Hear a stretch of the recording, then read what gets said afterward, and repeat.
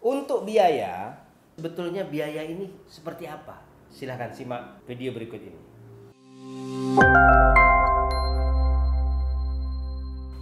Assalamualaikum warahmatullahi wabarakatuh. Ketemu lagi dengan kami. Untuk pembahasan kali ini, kami mengkhususkan tentang biaya pengurusan nomor induk instalasi ketenaga listrikan atau sering disebut dengan NIDI. Nah, untuk biaya, pemerintah menggarisbawahi bahwa Kementerian SDM menggarisbawahi bahwa pengurusan NIDI gratis. Nah, ini tentu menimbulkan pertanyaan lagi. Kenyataannya di lapangan ada pungutan, ada permintaan harga sekian, daya sekian, harga sekian. Ini yang perlu kita jelaskan. Pungutan biaya yang diambil dari konsumen ada beberapa sebab.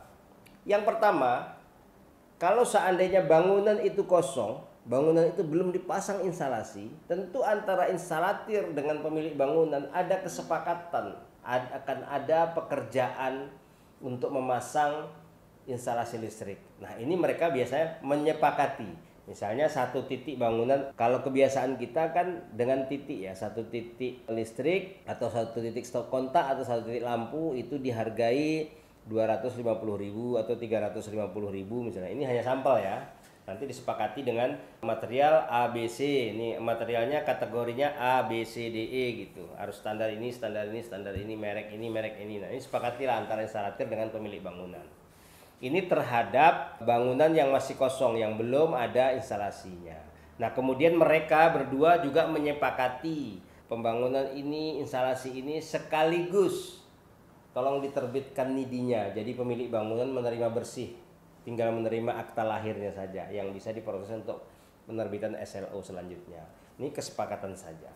Nah, terus bagaimana dengan bangunan yang sudah dipasang instalasi listriknya? Nah, ini kebiasaan. Ini kebiasaan masyarakat kita di Indonesia banyak sekali nih.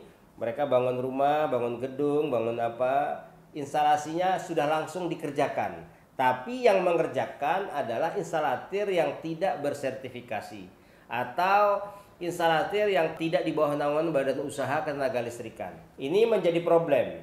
Nah, biasanya pola-pola seperti ini setelah instalasi dibangun, mereka baru mencari, karena pemerintah sudah menetapkan NIDI, mereka mencari lagi perusahaannya, dicarilah perusahaannya. Nah, disinilah menimbulkan cost, ada biaya. Nah, tentu tadi saya beri catatan bahwa NIDI ini gratis. Memang gratis menerbitkannya oleh DJK.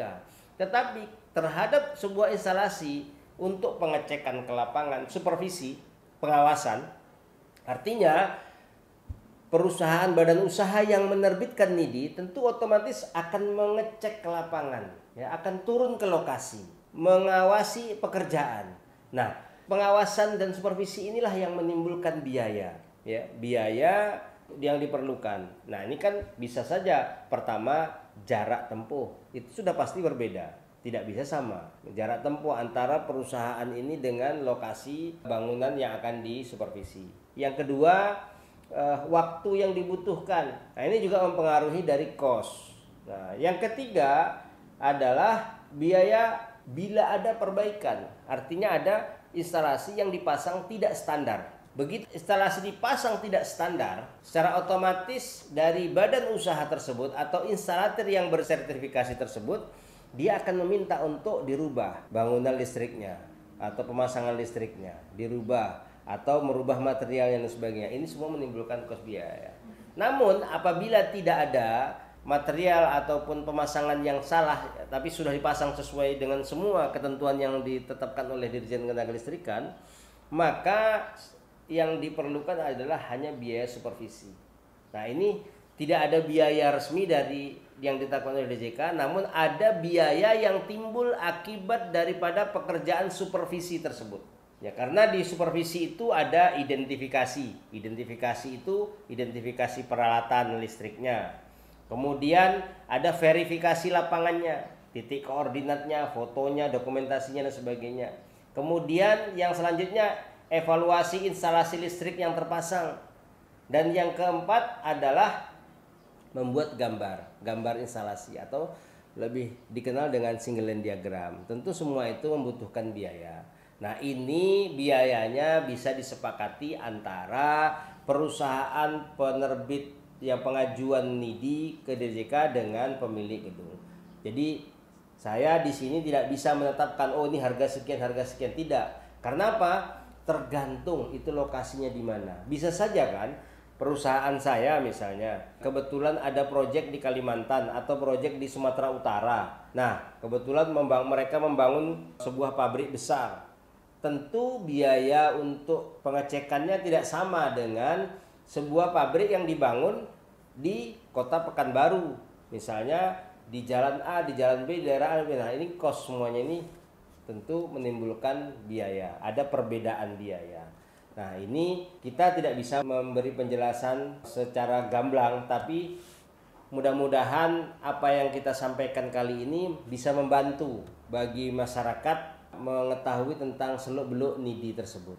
Nah, dari akta lahir berbentuk NIDI tadi, barulah pemilik bangunan melanjutkan untuk mendapatkan sertifikat layak operasi. Setelah ada SLO atau sertifikat layak operasi tadi, PLN baru bisa mengaliri listrik ke rumah atau bangunan yang dibangun tersebut. Saran kami agar mencari instalatir atau badan usaha yang sudah tersertifikasi di daerah bangunan instalasi itu berada. Misalnya instalasi itu berada di Jakarta. Kami sarankan untuk mencari badan usaha yang ada di Jakarta yang bisa membantu menerbitkan NIDI.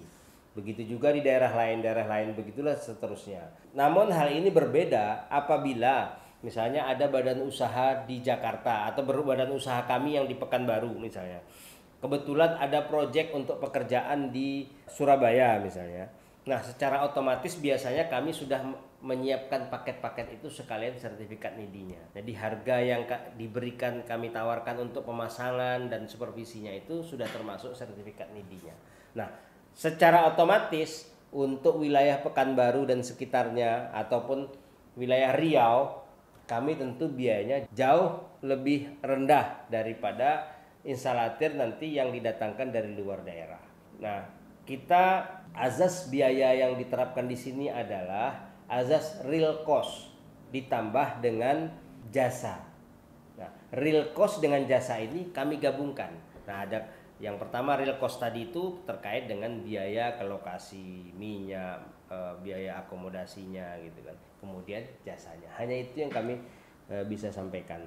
Nah, kembali saya tegaskan bahwa tidak adanya tarif resmi ini, kalau kami terapkan tarif resmi tentu sudah menyalahi dari ketentuan yang ada. Tapi kita bisa hitung kos sendiri dari Pekanbaru misalnya atau wilayah masih di Pekanbaru saja. Itu tentu bedanya biayanya sangat kecil. Sangat kecil sekali. Mungkin itu kelanjutan dari video kami. Ini adalah merupakan jawaban dari beberapa pertanyaan yang ada pada konten video kami tentang NIDI pada video sebelumnya. Saya pikir ini bisa membantu. Terima kasih. Wassalamualaikum warahmatullahi wabarakatuh.